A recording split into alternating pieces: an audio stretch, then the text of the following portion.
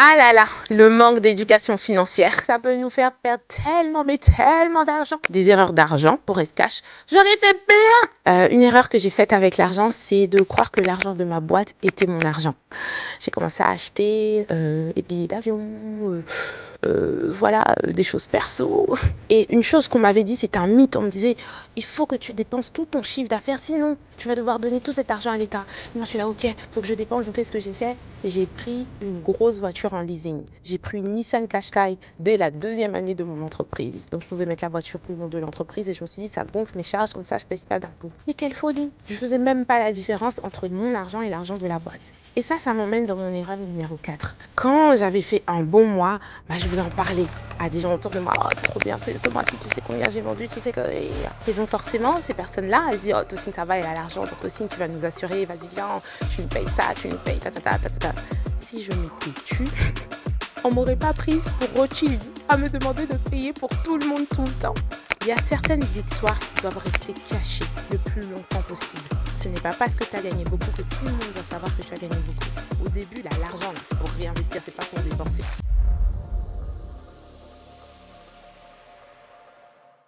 Le manque d'éducation financière, le manque d'expérience, ça peut nous faire perdre tellement d'argent. Et je sais de quoi je parle parce que j'ai fait des chiffres d'affaires à plusieurs milliers d'euros et des erreurs dans l'entrepreneuriat. Des erreurs d'argent, pour être cash, j'en ai fait plein.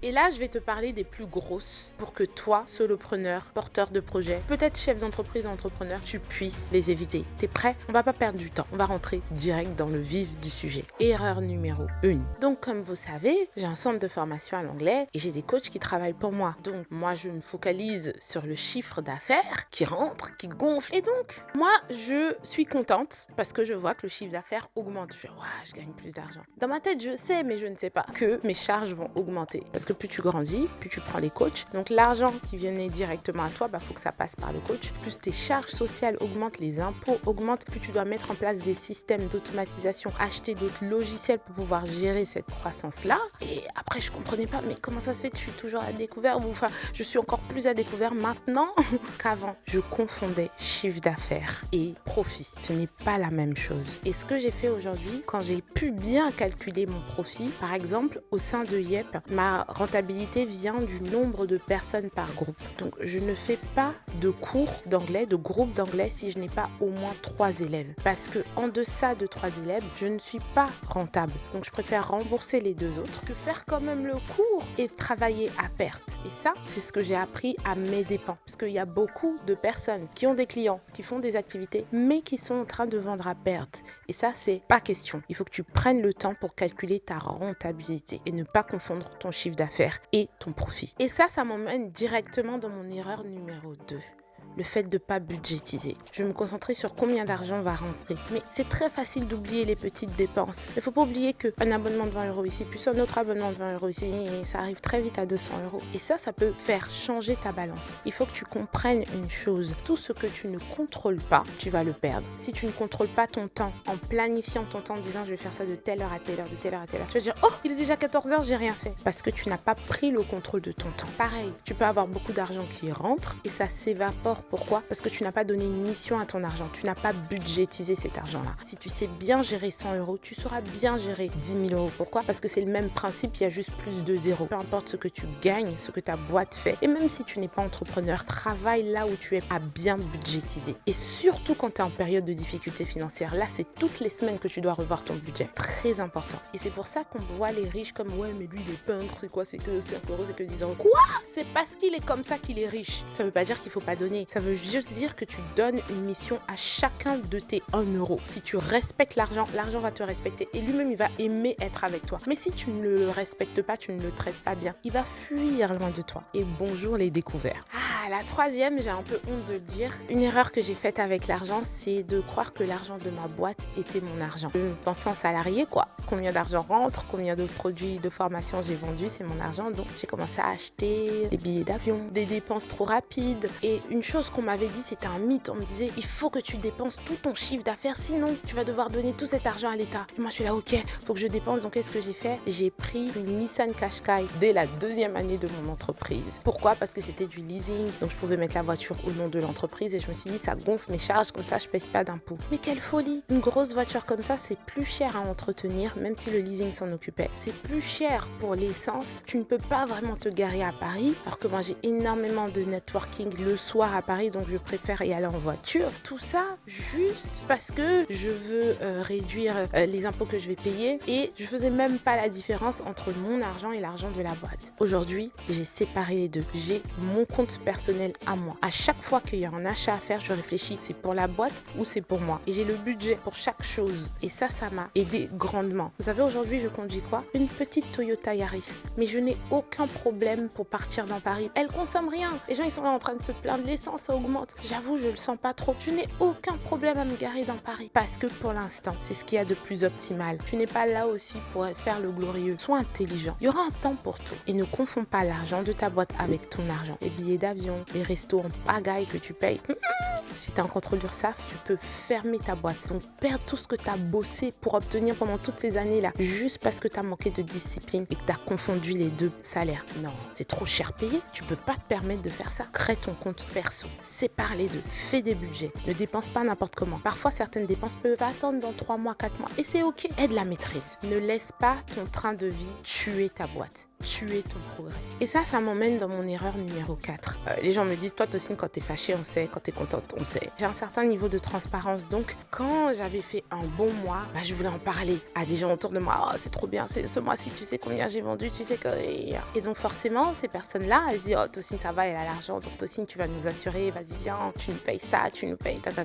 Si je m'étais tue, on m'aurait pas prise pour Rothschild à me demander de payer pour tout le monde tout le temps. Il y a certaines victoires qui doivent rester cachées le plus longtemps possible. Ce n'est pas parce que tu as gagné beaucoup que tout le monde doit savoir que tu as gagné beaucoup. Maintenant, moi, je suis d'accord. Il faut toujours donner. Et surtout à tes proches, aux personnes qui ont investi en toi. Mais tu n'es pas obligé de dire exactement combien d'argent tu as fait. Sois sage. Apprends à célébrer tout seul. Laisse la chose grandir calmement. Parce que ça crée des frustrations. Parce que les gens ne comprennent pas. C'est pas parce que le chiffre d'affaires a augmenté que tu as plus d'argent à dépenser. Et même quand le chiffre d'affaires augmente, tu dois réinvestir. J'aime beaucoup ce que Kelly Massol dit. Elle dit que pendant je ne sais combien des premières années de sa boîte, elle gardait son salaire à 1500 €, même si sa boîte n'arrêtait pas de gagner de plus en plus d'argent. Et c'est comme ça qu'elle est devenue millionnaire. Au début, là, l'argent, là, c'est pour réinvestir, c'est pas pour dépenser. C'est comme ça que tu bâtis tellement quelque chose de solide que ton profit et non ton chiffre d'affaires est plus grand. Donc là, tu peux changer ton train de vie. Attention à qui tu parles de tes succès et même de tes échecs. L'autre erreur, c'est vouloir trop épargner. Franchement, il y a des dépenses qui sont essentielles. Je vends des cours d'anglais. Donc,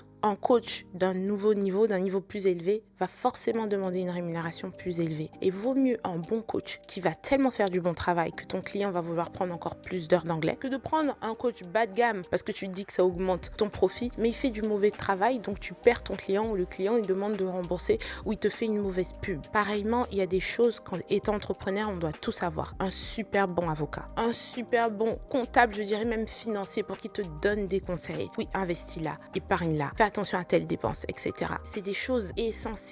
Et ça, je l'ai fait avant. J'ai pris un comptable moins cher, franchement catastrophe. Et j'ai pris un comptable qui m'a coûté beaucoup plus cher, mais j'étais tellement sereine et il m'a permis d'investir, de bien gérer beaucoup mieux. Donc fais attention à ne pas vouloir trop épargner aussi. Fais des choix judicieux. Choisis toujours la qualité au profit de plus d'argent. Parce que, comme on dit, prendre toujours moins cher finit par coûter plus cher. Et surtout quand tu es une petite entreprise, ta réputation est tellement importante aux yeux de tes clients. Tu peux pas jouer avec ça. Il faut que tu gères ça bien. Avoir une bonne équipe autour de toi, ça décuple ta capacité. On m'a raconté l'histoire d'un manager. On l'a pris pour qu'il travaille dans une entreprise. Donc, il avait une équipe. Et cette équipe-là, franchement, elle était catastrophique. Ça n'allait pas. Il l'a pris 3 ou 5 ans à recruter des gens de qualité. Et puis les gens étaient là, oui, mais on t'a mis à ce poste, on voit pas vraiment le progrès, etc.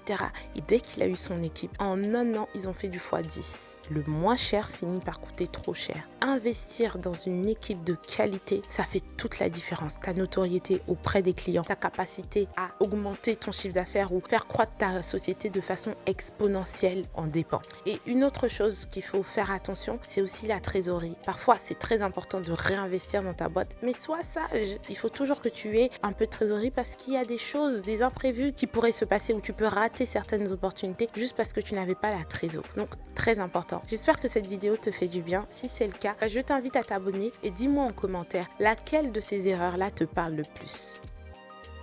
Tu sais, tu as le choix quand tu es auto-entrepreneur de payer tous les mois ou de payer tous les trimestres. Je sais que dans certaines structures, même, il y a une possibilité de payer tous les 6 mois. S'il te plaît, ne fais pas cette erreur. Parce que, étant bébé entreprise, en général, tu n'as pas trop de cash. Et donc, si tu reportes, tu peux te retrouver à avoir beaucoup de charges sociales que tu ne pourras pas payer. Et ça peut te faire perdre ta boîte. 70% des entreprises ne durent pas plus de 3 ans. Et je crois que l'une des raisons, c'est aussi les charges sociales. Donc, ces choses-là, faut pas rigoler avec, faut payer. Et puis, plus tu attends avant de payer, plus tu as des dettes auprès de l'État, plus tu attires leur regard, donc plus ils vont venir fouiller là. Et quand ils viennent, ils trouvent toujours quelque chose à te reprocher, donc tu vas payer plus cher et tu risques de perdre ta boîte. Mensualise le plus possible. Vaut mieux même que tu aies fait des dépôts au-delà de ce qu'il fallait et on te rembourse que tu te retrouves à je ne sais pas comment faire, j'avais pas prévu ça. Même si tu n'as pas dépensé cet argent pour des choses chill, même si c'est pour ta boîte, l'argent de l'État n'est pas ton argent. Donne à César ce qui est à César. Paye tes charges, quelles qu'elles soient, mensuellement, le plus tôt possible, pour être tranquille. Cette erreur-là, je l'ai faite et puis je me suis retrouvée avec des courriers, des menaces, des choses comme ça. Le stress de ça. J'avais pas monté mon entreprise pour être stressée. Et puis, moi, dans ma tête, je disais, mais je fais rien d'illégal, je suis en train de réinvestir dans de la com, dans système d'acquisition, tout ça. Oui, mais tes charges sociales doivent être payées. Et tout ce stress-là, j'aurais pu me l'éviter. Et surtout, à chaque fois qu'ils t'envoient des courriers, il y a des frais qui se rajoutent à ce que tu devais payer. Non, vaut mieux que tu payes mensuellement ce que tu dois payer. C'est déjà beaucoup ce qu'ils nous demandent. Ok? Vaut mieux pas que toi, tu augmentes cette dette-là par les frais d'huissier, par le stress, par les courriers, tout ça, tout ça. Et parfois, il y a des notions qui peuvent être mises sur ton profil quand tu as beaucoup de dettes. C'est des choses qui te décrédibilisent. Évite tout ça. Paye tous les mois tes charges. Et ça même, ça m'emmène à une autre erreur que j'avais pas prévue, mais que j'ai envie de vous dire, c'est parle. Ok? Si tu as un souci d'argent, parle. Ça m'est déjà arrivé et je n'en ai pas honte de ne pas pouvoir, parce qu'il y avait un décalage de trésorerie, pouvoir payer mes employés à temps. Au départ, ce que je faisais, c'est que je me disais, il faut que je sois forte, il faut qu'ils travaillent, donc où est-ce que je vais trouver l'argent? Qu'est-ce que je peux faire? Et je ne disais rien. Jusqu'à ce qu'ils se rendent compte, Mythocine, c'est bizarre, ça fait 3 jours, ça fait une semaine, ça fait 10 jours, j'ai pas reçu l'argent. Et là, ça m'a décrédibilisé aux yeux d'eux. Ils ont moins eu confiance en moi et certains, pas la majorité, sont allés travailler avec d'autres compétiteurs. Alors que maintenant que j'ai plus de sagesse, ce que je fais, c'est que, bien sûr, même s'il y a une grosse chance que j'ai l'argent à temps, je leur dis, hey, il risque d'avoir un petit décalage de 1 semaine, mais t'inquiète pas, l'argent va arriver. Ils aiment ça, ils ont confiance en toi et tu les tiens au courant. Pareil, tu n'arrives pas à payer ce client ou ce fournisseur ou même l'État. Appelle, envoie des courriers, parle. You gotta speak, ne fais pas l'autruche. Le problème va pas disparaître parce que tu décides de l'ignorer. Bien au contraire, ça va s'empirer parce que tu auras plus de frais, plus de stress, plus de tout. Et c'est comme ça, les factures impayées là, après 30 jours, je crois que tu dois payer je ne sais combien de pourcentage. Un bon entrepreneur, un bon chef d'entreprise, c'est quelqu'un qui est là. Quand ça va bien, il est là. Quand ça va pas bien, il est là. Parle, tu communiques, tu expliques et tu seras surpris de voir. Moi, j'ai vu des coachs, des gens dans ma boîte qui ont travaillé plus d'heures que nécessaire dans les moments où ma boîte était en besoin, malgré le fait qu'ils savaient qu'ils allaient pas être payés pour ces heures supplémentaires là, juste parce qu'ils croyaient au projet, parce que je les ai inclus dedans et j'ai pas fait l'autruche. Speak out. Numéro 7, ne pas comprendre que l'argent amplifie qui je suis. Ça revient à ce que j'avais déjà dit, mais si tu es dépensière, quand tu gagnes 1000 euros, tu seras dépensière avec 10 000. Sauf que là, tu auras des découvertes encore fois 10. L'argent amplifie qui tu es, ça ne te change pas. Si tu étais pingre quand tu gagnais 1000 euros, quand tu auras 10 000 euros, tu seras pingre fois 10. Si tu gérais mal l'argent à 1000 euros, à 10 000 euros, tu vas gérer mal fois 10. Donc comprends que s'il y a un souci, ne te mens pas et travaille dessus. C'est pas parce que tu gères mal l'argent aujourd'hui que dans 3 mois, tu peux pas gérer l'argent excellemment bien. Ce sont des choses qui s'apprennent. Budgétise. Combien d'argent rentre, combien d'argent sort. Tu prends ton relevé bancaire et tu fais face. Prends toutes les lettres des impayés là, tu écris et tu budgétises, tu les contactes, tu fais des choses. Comment tu gères l'argent aujourd'hui détermine ton avenir financier. Prends ça au sérieux et je vous assure que ça fait toute la différence. Ça m'emmène à l'erreur 8. Croire que ta visibilité va se transformer rapidement en rentabilité ou en vente. J'ai fait une vidéo dessus et elle a explosé sur les réseaux. Vous savez ce que votre go a fait? On m'a appelé pour me dire oui, t'as aussi une superbe opportunité, vous pouvez passer sur TF1 Replay.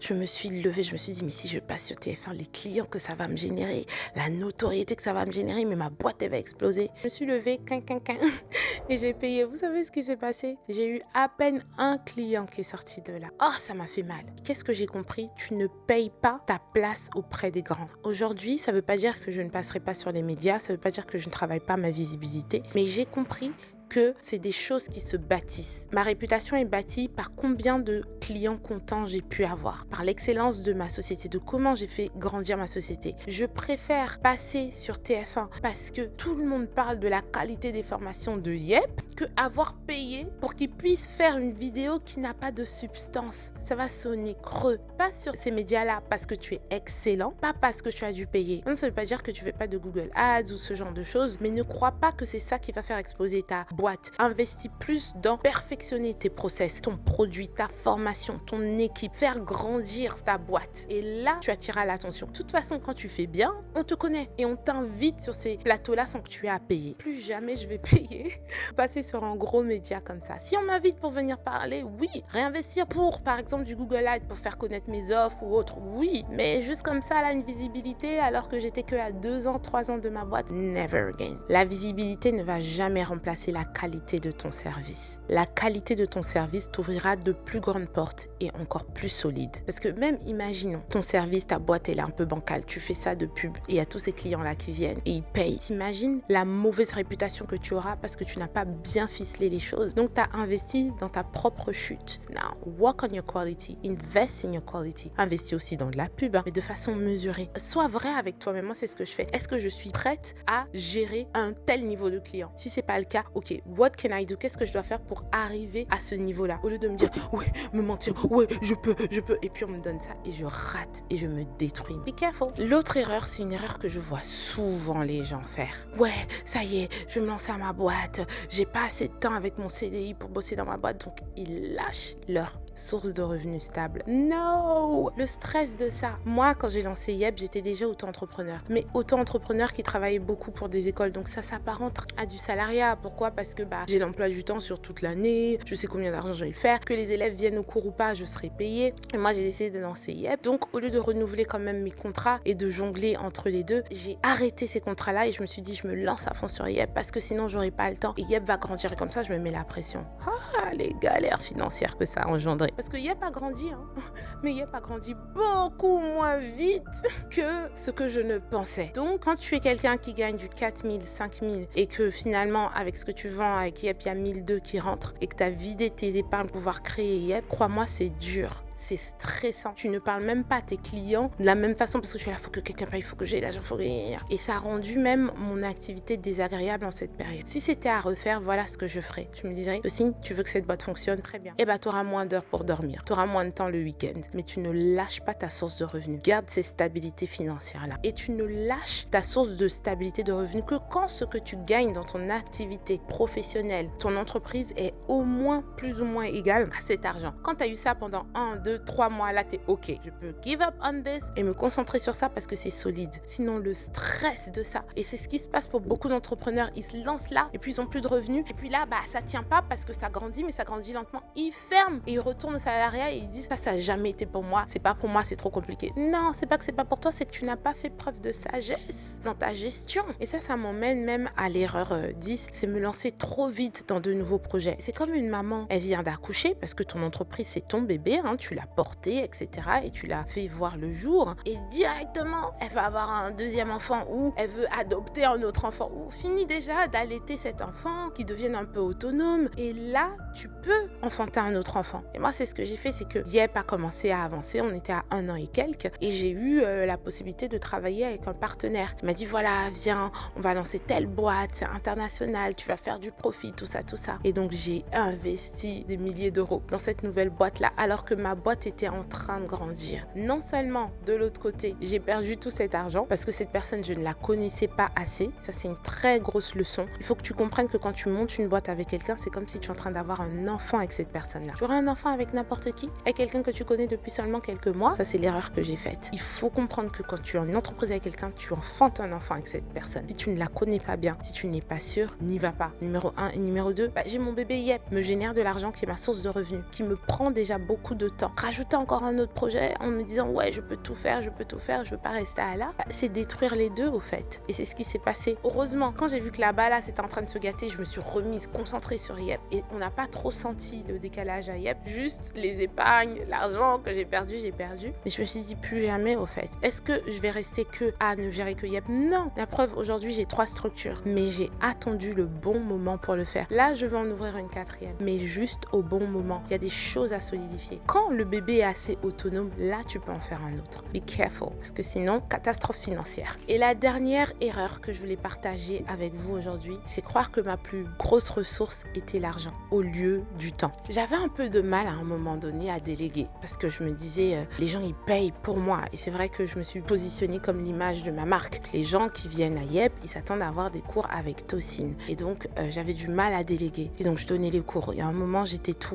J'étais la community manager, j'étais la commerciale, j'étais la créatrice de contenu, j'étais celle qui dispensait les cours, j'étais la comptable, j'étais tout ça. Comment vous dire que j'étais explosée, fatiguée. Je vous dis, je dormais comme ça sur mon lit en travaillant. Et le matin, je me réveille. J'ai dormi que 3-4 heures. Je me lave vite fait. Et puis j'enseigne.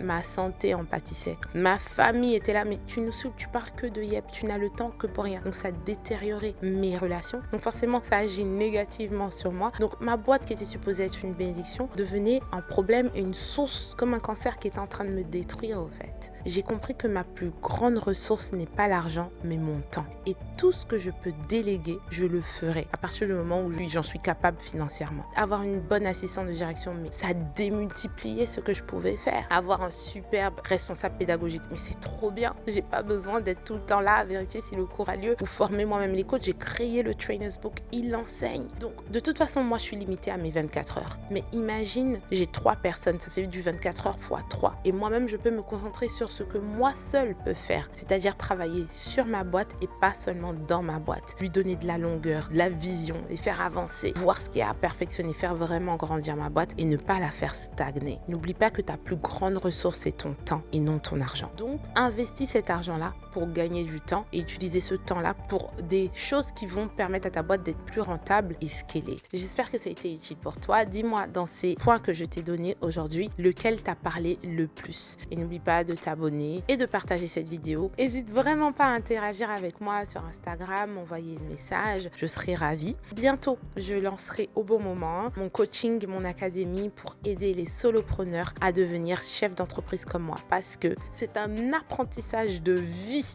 et je veux t'aider à gagner du temps en te partageant les clés ou la sagesse que j'ai pu tirer de mes erreurs. See you in my next one. Bye!